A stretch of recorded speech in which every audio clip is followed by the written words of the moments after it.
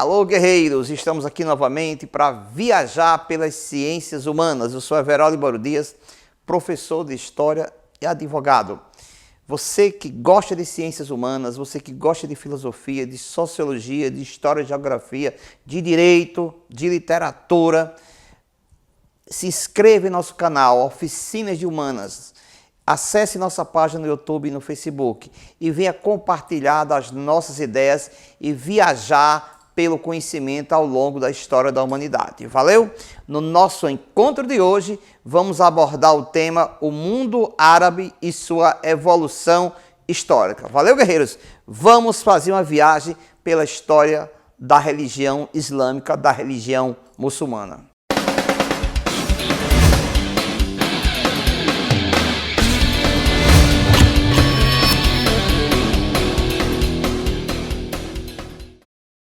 Alô, amigos! Vamos hoje falar sobre a história do mundo muçulmano.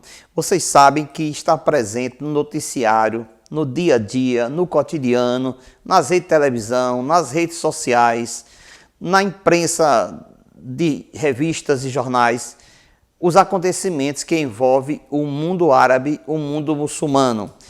Inclusive hoje é a religião que mais cresce no mundo, já com mais de 1 bilhão de adeptos. É a religião que? Muçulmana. Em nossa aula vamos viajar e entender. Primeiro, como surgiu o mundo muçulmano? Como surgiu o islamismo? Vocês observem que quando a gente estuda a história da humanidade e vê falar de grandes impérios, como por exemplo o Império Macedônico de Alexandre, o Império Persa, o Império Egípcio, o Império Romano, você não ouve falar que eles invadiram a Península Arábica. Nós temos aqui o mapa Península Arábica. Um deserto, uma montanha de terras que funcionava como uma espécie de defesa natural. Bom, então, na antiguidade, quando se estuda vários povos, o mundo árabe é deixado de lado, porque, na verdade, os demais povos não vão ao mundo árabe. Quando é que o mundo árabe aparece para a humanidade? Quando é que se começa a falar no mundo árabe? A partir do século VI depois de Cristo, durante a Idade Média, quando você tem o nascimento da religião islâmica ou da religião muçulmana, né? Vamos lembrar que o Deus muçulmano é chamado de Alá, o profeta é Maomé. E os livros sagrados são o Alcorão, o Corão e a Suna, só para lembrar algumas coisas a reforçar.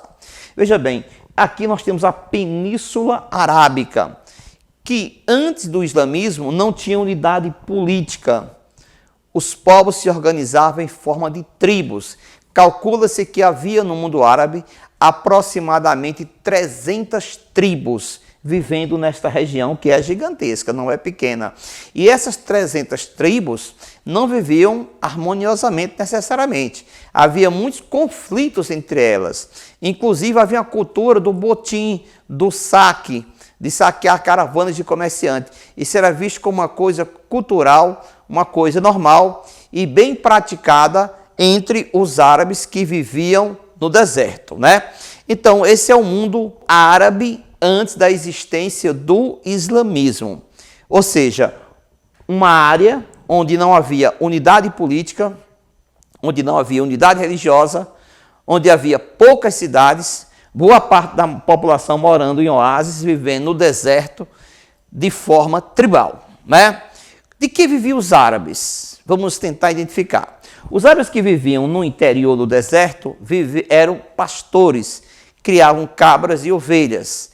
Eram pobres geralmente. Havia uma rivalidade entre as tribos, havia um líder carismático, geralmente a pessoa mais velha, que comandava a tribo, e essa era a forma de organização, que ainda tem as tribos e suas culturas nos dias de hoje, né?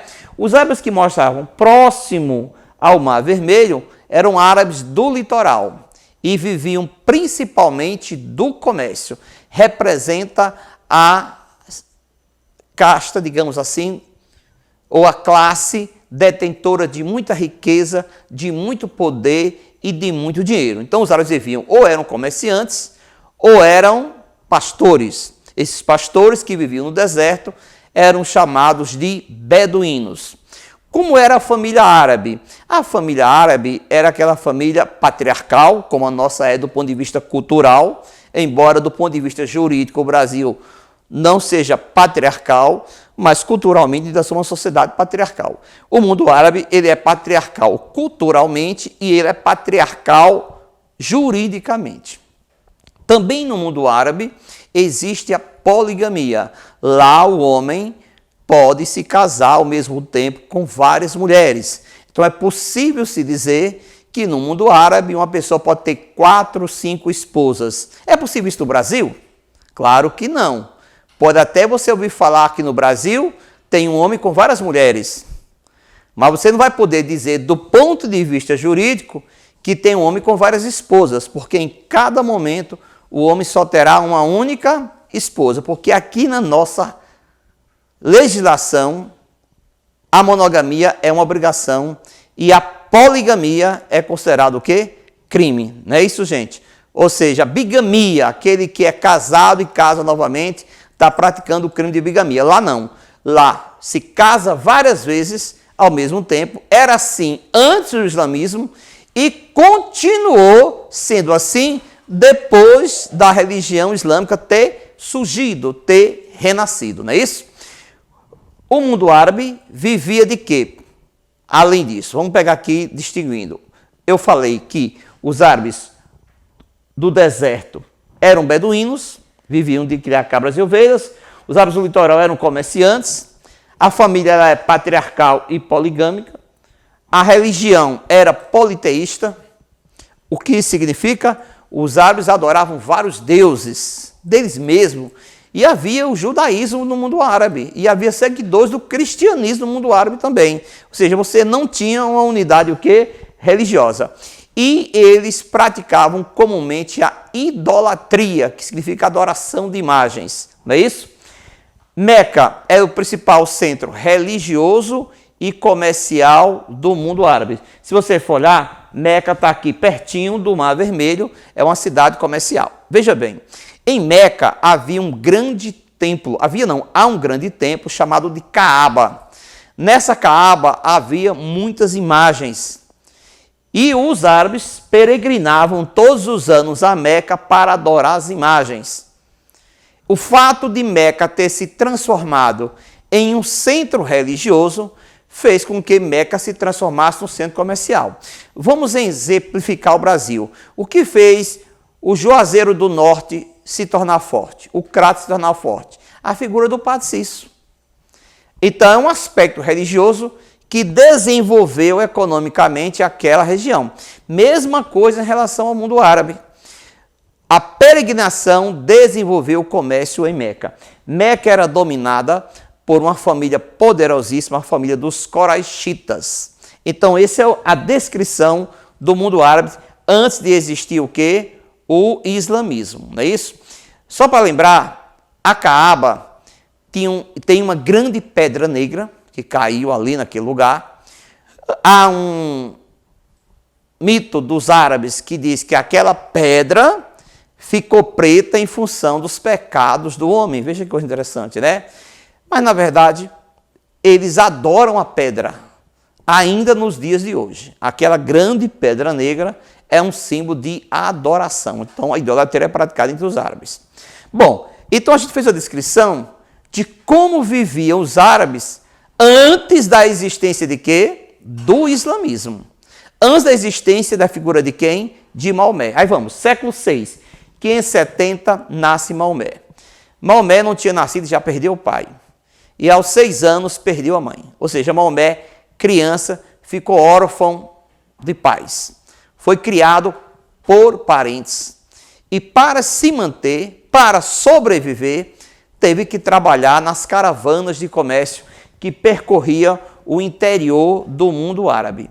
Então imagine isso aqui, que Maomé circulou todas essas regiões trabalhando nessas caravanas. Isso vai ser de fundamental importância quando ele criar a sua doutrina, porque Maomé conhecia na palma da mão, que se diz aqui no sertão nordestino, os costumes, as crenças, as tradições do povo árabe.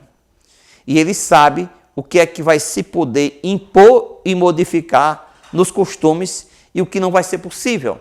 Então Maomé vai criar sua doutrina conhecendo perfeitamente como viviam os árabes. Essa que é a verdade. Maomé nasce em 570, ficou órfão, teve que trabalhar para se manter, mas quando adolescente já sentia que tinha um lado espiritual muito forte, mas ele não tinha tempo de se dedicar a isso. Por quê? Porque Maomé vivia trabalhando e não trabalhava num só lugar. Ele vivia o quê? Circulando. Então, ele tinha um lado místico, mas não podia se dedicar a isso. Aí, vamos dizer assim, Maomé ganhou na Mega Sena nos dias de hoje, casou com uma viúva muito rica, Khadija, dona da maior caravana de camelos do mundo árabe. Com o casamento, Maomé ganhou o quê? Ganhou estabilidade econômica. Essa estabilidade econômica permite com que ele se dedique à sua religião. E Maomé começa a fazer pregações. Inicialmente não se dava muita atenção. O que Maomé dizia, em parte, ele não era do núcleo dos coraixitas, que era a família que dominava Meca. Ele era do tribo dos Hashemitas. Então Maomé começa a pregar. Algumas coisas o pessoal estranhava, principalmente a elite. Mas quando pouca gente dava atenção, eles não ligavam. Quando Maomé cada vez mais ganhou seguidores, isso começou a preocupar Meca. E uma das coisas que Maomé pregava, que preocupava a Meca, era que as imagens não deveriam ser adoradas. Que a Caaba e todas as imagens deveriam ser destruídas. Por que a ideia de destruir as imagens preocupa a elite que domina Meca, os coraixitas? Porque o que é que leva as pessoas a Meca? A adoração das imagens. Se as imagens deixam de existir, não haverá motivo para as pessoas irem a Meca. Se Meca deixa de ser o centro religioso, vai deixar de ser o centro comercial do mundo árabe. Então Maomé foi isolado e depois tentaram assassiná-lo. Sabendo que sua vida corria risco, Maomé, em 622, foge de Meca para Yatreb. Por que Yatreb? Porque Yatreb é a cidade rival de Meca. Se você olhar aqui o mapa, Meca e Medina. Essa Yatreb hoje é chamada de Medina, em homenagem a Maomé. Então Maomé migra para Yatreb e lá transforma aquela cidade na primeira cidade muçulmana do mundo. Maomé foi recebido de braços abertos. Mas o sonho de Maomé é conquistar Meca e tornar toda a Península Arábica muçulmana. E em 630, Maomé conquistou Meca e promoveu a unificação religiosa do mundo árabe. Então o seu sonho de ver toda a árabe com só Deus, Alá, sob uma só liderança, o profeta Maomé, aconteceu. Então, Maomé, de agora em diante, vai se dedicar a formular sua doutrina, suas convicções. Em relação a essa questão da doutrina, o mundo muçulmano tem 2 livros sagrados. O Alcorão, que é o livro de princípios do mundo islâmico, foi escrito por Maomé e seu escravo Said, muito estudioso, muito dedicado. E os sucessores de Maomé escreveram a Suna. Alguns muçulmanos radicais, chamados de xiitas, não consideram que a Suna seja um livro sagrado. Então, aqueles que consideram que apenas o Corão é livro sagrado são chamados de xiitas. Mas também há aqueles que entendem que a Suna também é um livro sagrado. Quem segue a Suna é chamado de sunita. No mundo árabe há muita briga interna, há muitas facções religiosas. E 2 grandes facções são xiitas e sunitas. Por exemplo, o Iraque de hoje em dia, há muita briga entre xiitas e sunitas, não é isso? Maomé escreve o seu livro sagrado e cria as 5 obrigações de todo muçulmano. Nós, cristãos, quem é cristão, segue os 10 mandamentos. Quem não é, tem outros mandamentos. O mundo muçulmano segue 5 obrigações. Uma delas, fazer 5 orações diárias de frente para Meca. Todo dia, e a primeira oração do sol nascer, se ajoelhar de frente para a Meca e rezar. Outra, jejuar no mês do Ramadã. Existe um mês sagrado em que você só comerá à noite. Durante aproximadamente 40 dias, não vai se comer durante o dia e vai se comer à noite de forma moderada. Então, jejuar no mês do Ramadã é um dever do muçulmano. Outra, peregrinar a Meca. Todo muçulmano tem que ir a Meca. Na verdade, isso gera cultura entre os árabes. Ou seja, os árabes iam a Meca todos os anos. Visitar Kaaba, adorar as imagens. Ele incorporou isso ao mundo o quê? Ao mundo doutrinário muçulmano. Outra, lutar na Guerra Santa, jihad. Aquela ideia de quem morrer lutando por Alá, quem morrer na Guerra Santa, ganhará o céu e vai viver com 72 virgens. Muitos atentados terroristas são feitos por jovens que só falam vai celebrar desde cedo, acreditando que tem que morrer por Alá, porque assim ganhará a salvação. Outra, dar esmolas na proporção da sua riqueza. Veja que dar esmolas é uma influência do cristianismo. Observe que no mundo muçulmano você tem influência do cristianismo, influência do judaísmo, influência da cultura o quê? Árabe. Em 632, nós vamos ter a morte de Maomé. Aí Abu Bakr, seu sogro, promove o quê? A unificação religiosa do mundo árabe. Veja bem. Qual a importância da religião para os árabes? A religião uniu a Península Ibérica. Isso que era dividido em 300 tribos passou a ter um só governo e passou a ter uma só religião. E essa unidade religiosa cultural tornou os árabes fortes.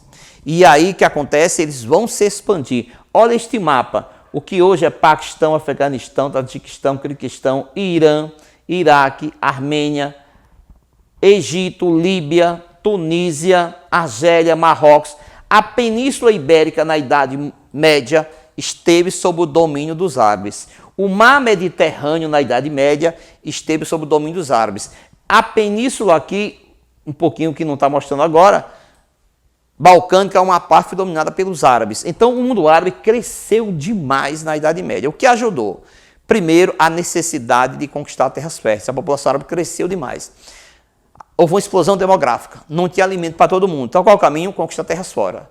Segundo elemento, a doutrina, a jihad, a guerra santa, a ideia de que é meu dever morrer por Alá. Então, explosão demográfica gera a necessidade de conquistar terras férteis. E religião é usada como instrumento o quê? Ideológico para fomentar isso aí. Outra coisa, a Idade Média, a Europa era fragmentada politicamente, portanto, incapaz de oferecer resistência eficaz aos árabes. Por isso que eles dominavam a península o quê? Ibérica, embora os francos tenham imposto uma derrota aos árabes e assim evitando que eles tomassem conta da França. O que mais ajudou? A rivalidade entre o Império Bizantino e o Império Persa, que hoje é o Irã. Isso ajudou demais na expansão do mundo árabe. Agora, os árabes, apesar de serem religiosos, deixaram importantes contribuições na química, descoberta do ácido sulfúrico, a dedicação à alquimia, a descoberta do álcool, na medicina, a figura de Avicena, na matemática, desenvolvimento da álgebra. Então, os árabes se dedicaram à ciência com muito vigor, com muito temor. Os árabes dedicaram-se à filosofia, inspirados em Aristóteles. Agora, por que existe essa guerra entre árabes e cristãos? Esse ódio tem a ver muito que na Idade Média os europeus organizaram várias expedições militares para tomar a Terra Santa, porque os árabes dominaram Jerusalém.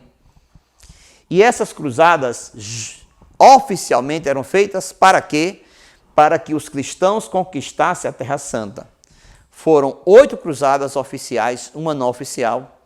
Os cristãos promoveram atrocidades terríveis. A primeira cruzada, Cruzada dos Nobres, que é a cruzada oficial, matou 70 mil pessoas na Antioquia. E dessas cruzadas nasce o ódio entre muçulmanos e cristãos, ódio esse ainda existente nos dias de hoje. E, inclusive, isso vai aumentar quando no século XIX a Europa vai colonizar o Oriente Médio, região altamente cobiçada por conta de sua riqueza do petróleo.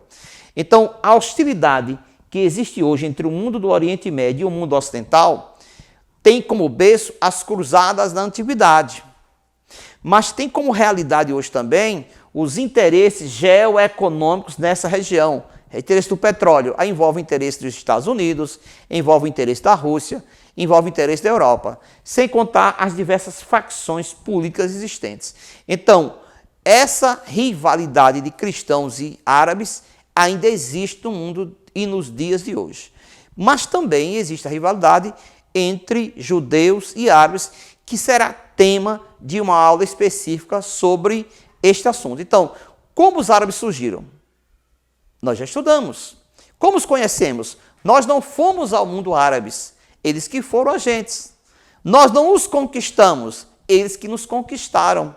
E a religião funcionou como um elemento importante para esse povo se unir, se integrar e, sobretudo, o quê? Conquistar. Então é essa a nossa abordagem histórica na aula de hoje sobre a histórica evolução do mundo muçulmano. Valeu, meu guerreiro, valeu, minha guerreira. Até o nosso próximo encontro. Sucesso, felicidade. Lembre, precisamos de foco nos estudos, disciplina, planejamento, porque o fruto será o quê? O sucesso. Até o nosso próximo encontro, minha guerreira e meu guerreiro dos estudos.